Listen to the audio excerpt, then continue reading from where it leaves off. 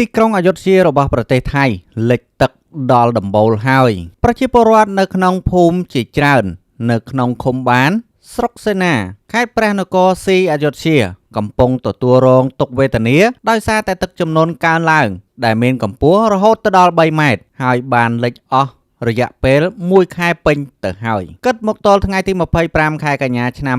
2025នេះស្ថានភាពទឹកជំនន់នៅក្នុងខេត្តព្រះនគរស៊ីអយុធ្យាថាកម្រិតទឹកនៅតែបន្តកើនឡើងនិងបានលិចនៅតំបន់កាន់តែធំកាន់តែទូលាយទៅស្ថាប័នជំនាញក៏បានចេញនៅសេចក្តីជូនដំណឹងឲ្យប្រជាពលរដ្ឋរបស់ខ្លួនដែលរស់នៅតាមដងទន្លេបាសាក់ត្រៀមខ្លួនទទួលយកស្ថានភាពទឹកដែលនឹងកើនឡើងជាបន្ថែមតទៅទៀតបាទបងប្អូននេះគឺជាព័ត៌មានថ្មីដែលតាក់ទងទៅនឹងក្រុងអយុធ្យារបស់ប្រទេសថៃបានលិចទឹកហើយការលិចនោះគឺមានកម្ពស់រហូតដល់3ម៉ែត្រឯណោះហើយលិចរយៈពេល1ខែពេញទៅហើ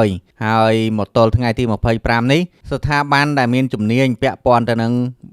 អាកាសធាតុនេះក៏បានឲ្យប្រជាពលរដ្ឋត្រៀមខ្លួនទទួលយកនៅទឹកចំនួនបន្ថែមដែលអាចកើនឡើងបន្ថែមទៀតបាទអញ្ចឹងអេដមីនក៏សូមជូនពរឲ្យខាងប្រទេសថៃ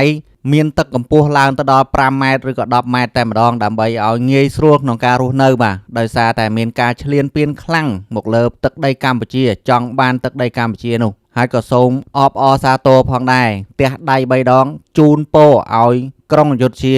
មានខ្យល់ព្យុះរន្ទះបាញ់ទឹកជំនន់ព្រមទាំងស្រុតដីបន្ទុះភ្នំភ្លើងកើតមានពេញនៅក្នុងប្រទេសថៃតែម្ដងទៅសូមបងប្អូនជួយជូនពរឲ្យប្រទេសថៃម្នាក់មួយមកដើម្បីឲ្យប្រទេសថៃបានរីកចម្រើនតទៅមុខទៀត